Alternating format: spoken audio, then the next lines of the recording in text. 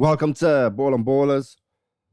Got another show for you today. I'm back after being in hibernation, but let me explain a bit about that. Um, my partner ended up in hospital after taking a bad turn on chemo. So I've been pretty much there all week. Let me just put the mic up a bit. There you go. Pretty much been there all week with her. Making sure she's all right, waiting on the hand and foot, spending the night up at the hospital. The hospital chairs are uncomfy, man. Hard to sleep. Probably had about 12 hours sleep in about 4 days. Probably like 3 hours a night or something like that. In them hospital chairs. But she's out now. She's at home. So happy days. She has another chemo next week. And my plan was basically, as I explained, to drop the videos on Monday, Wednesday, and Friday. And I did end up doing that. Due to that. So, but that's still going to be the aim anyway, as much as I can. So let's get on with the show. Please like, share, comment, and subscribe, and hit the notification bell. And some of the questions I get asked is: you talk about United, but are you a United fan?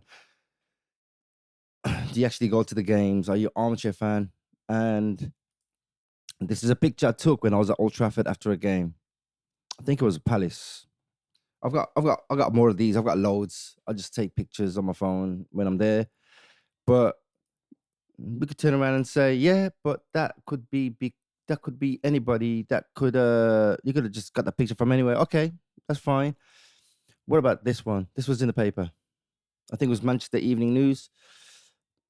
And there I am next to the little pole with the glasses. As you can see, that's from a newspaper extract, and that's definitely me there. So I'm not one of them armchair fans. I don't host a show and then I've never been to Old Trafford. I don't do that. I've been to Old Trafford, haven't been in a while due to my partner's medical issues, but I do actually go when I get a chance to go. I will go. I was gonna go on the 20th to watch the Chelsea game, but I had to get rid of them tickets. Due to my partner having chemo on the 19th. So yeah, I do actually. So yeah, my name ain't Mark Goldbridge. I'm actually a United fan. So the first lot of information, might as well get on with the show. First bit of information I'm gonna put out is something that you've probably already heard. Onana moving to Trabzonspor in Turkey on loan, no loan fee. So definitely collected no loan fee on that one. And he is actually going, and that's great. That's brilliant. It's what I wanted for a long time. We've got rid of a lot of the bomb squad. Malacia, we haven't got rid of yet, but he's not really part of the bomb squad, or is he? It depends if you feel like what he did was worthy of the bomb squad. If you don't know, he basically got injured. We told him he needs to see Old Trafford doctor. He went to see his own doctor, which then he had an operation, and that made the situation worse and extended his return date. So that was basically the issue with him. But back to Onana.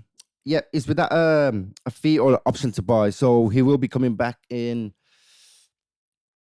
July next year. But at the moment, he's being booted to the curb because of his performance. And the reason why all this pretty much started was due to him asking for a pay rise. So, but we had Fabrizio say this before I get onto the pay rise stuff. Andre Onana agrees to join Trabzonspor.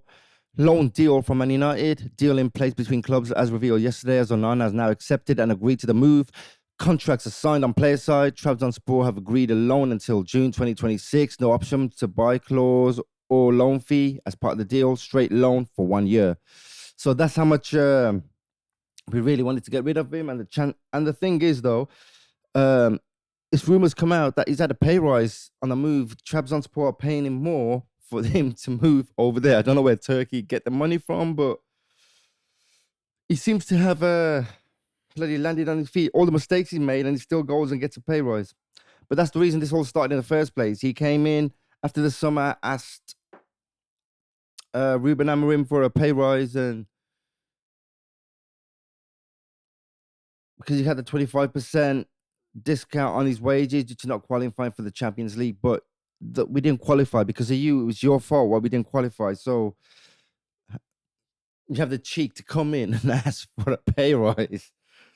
Oh my god. But I wish we had sold him, but obviously nobody really came in for him. Well, and the ones that did, he weren't really interested in going. So now that he's now that Mr. Slippery Butterfingers has gone, he's not a problem for this year. And it's a happy see you later for me. Some more news that came was about Rashford. Rashford. Apparently, Barcelona don't want him and want to send him back after 3 games, and they want to pay the return fee. Now, a lot of the time, I've heard reports that says that it's United. They can't keep the players. They're not performing for the team. So when Amarin come out saying, "No, we don't want him. He's unfit. He doesn't want to learn. He doesn't want to practice. He wants to do his own thing." And I did mention to a few people about player power. A few of my friends about player power and how it's rampant. And when Rashford come out saying the team don't want me, I thought, yeah, maybe maybe it's a United problem. Maybe it's a United problem. And then now you got Barca saying he's not fit enough. You had Villa saying something similar. That's why they didn't take him and chose Sancho instead. But he didn't want to go. I don't think he wanted to go there anyway. He wanted to go to Barca. He got his dream move to Barca. And now they might have to return him back. But if they do return him, United won't be playing him until January when they can register him, because he won't be registered for this upcoming season. So that's where we are with that one. I mean, it's like a big fall from grace. I seen a bit of the England game, and he didn't play well in that either. So we had one player out and the one player that potentially could be returning. But that's pretty much the whole show for you today. I'm gonna try and do my videos Monday, Wednesday, and Friday as discussed. I'm coming out with an NFL video tomorrow. I watched the game yesterday. We won. We beat the Seahawks 17-13. We had a late fourth quarter touchdown, and then we stopped him. Nick Bosa stopped him with a strip fumble, a recovery. So more on that anyway, and more on that tomorrow. And I'm gonna try and go over the rules in these videos, because I know there's a lot of UK fans who want to watch the game or do watch the game but don't understand the rules. There's some that say, how do you watch it? What are the rules? And we don't watch it because we don't understand what's going on. So I'm going to try and explain the rules in little videos as much as I can. But that is pretty much all I have time for at the moment. And I'll see you on the next one. Please like, share, comment, subscribe, hit that notification bell for every time a new video comes out. But for now, I'll see you later.